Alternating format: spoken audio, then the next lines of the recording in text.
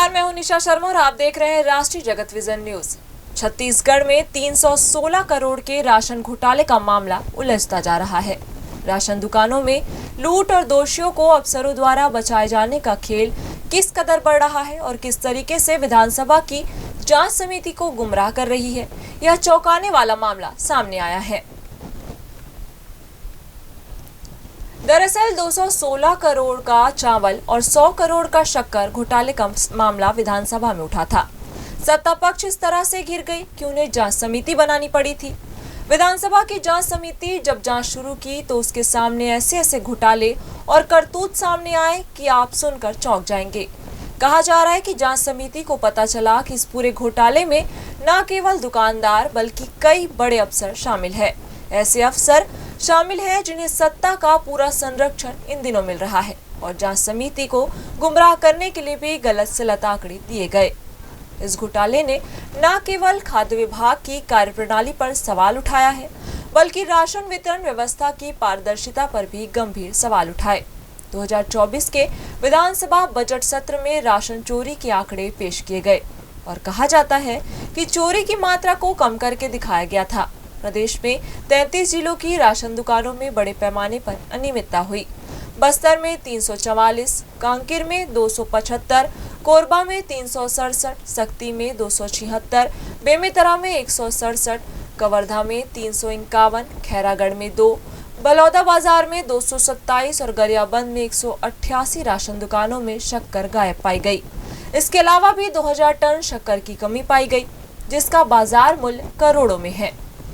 वहीं रायपुर के खमतराई थाने में 2 राशन दुकान संचालकों के खिलाफ एफआईआर दर्ज की गई है। यह दुकानें थी मां कंकाली महिला स्व सहायता समूह द्वारा संचालित। जांच में एक दुकान से 222 क्विंटल चावल और 3.25 क्विंटल शक्कर की कमी पाई गई, जबकि दूसरी दुकान में 241 क्विंटल चावल गायब था। इस राशन की कुल कीमत लगभग 17 लाख आंकी गई थी। 216 करोड़ के चावल और 100 करोड़ से अधिक की शक्कर चोरी का यह मामला छत्तीसगढ़ में राशन वितरण प्रणाली की खामियों को उजागर करता है। खाद्य विभाग के अफसरों द्वारा विधानसभा में गलत जानकारी देना न केवल गंभीर लापरवाही है बल्कि यह भी संकेत देता है कि फर्जीवाड़ा में शामिल लोगों को बचाने की किस तरह से कोशिश की जा रही है। हजारों राशन दुकानों को नोटिस और सैकड़ों को बर्खास्त करने के बावजूद विभाग का दावा है कि कोई शिकायत नहीं मिल रही है। जांच के दायरे में 4 और राशन दुकानें आ गई, जिनके खिलाफ थानों में एफआईआर दर्ज करने की तैयारी चल रही है। लेकिन कहा जा रहा है कि राजनीतिक हस्तक्षेप या सत्ता के हस्तक्षेप के कारण एफआईआर दर्ज नहीं कराई गई। अफसर जब पत्रकारों से बात करते हैं तो कहते हैं कि कालाबाजारी बर्दाश्त नहीं की जाएगी, लेकिन दूसरी तरफ जमकर खेल हो रहा है। एक तरफ खाद्य विभाग का दावा है कि कोई गड़बड़ी नहीं हो रही है, अब सब ठीक कर लिया गया, लेकिन दूसरी तरफ जो नोटिस दिए जा रहे हैं वो साफ संकेत दे रहे हैं कि गड़बड़ी हो रही है, चल रही है। यदि गड़बड़ी नहीं चल रही तो फिर नोटिस क्यों दी जा रही है? जो एक आंकड़े सामने आए हैं उसके मुताबिक 2847 राशन दुकानों को कारण बताओ नोटिस जारी किया गया है। 1167 दुकानों के खिलाफ राजस्व वसूली की कार्रवाई शुरू की गई है। कोरबा में एक राशन दुकान को निलंबित कर दिया गया है, जबकि 160 दुकानों को पूरी तरह से बर्खास्त कर दिया गया है।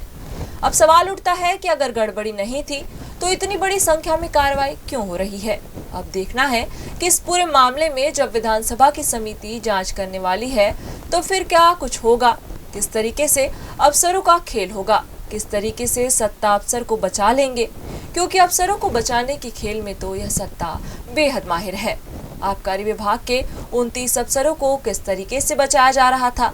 दिव्यांगों के नाम पर अस्पताल खोलकर हजारों करोड़ रुपए की घपलेबाजी करने वाले अफसरों को कैसे बचाया जा रहा था? महादेव सट्टा ऐप में हर महीने लाखों रुपए वसूलने वाले अफसरों को कैसे बचाया जा रहा था? क्या कोई जेल में दिखाई देता है आपको? जेल में तो ईडी, सीबीआई जैसी संस्थाएं डालती है। छत्तीसगढ़ पुलिस क्या करेगी? जिस तरीके से राजनीतिक दबाव में काम करेगी, गरीबों के इस राशन घोटाले पर सत्ता क्या रुख अपनाती है, यह देखने वाली बात होगी। फिलहाल इस खबर में बस इतना ही। देश प्रदेश की खबरों से अपडेट रहने के लिए हमारे चैनल को सब्सक्राइब करें और नई खबरों के नोटिफिकेशन के लिए बेल आइकन जरूर दबाएं। नमस्कार।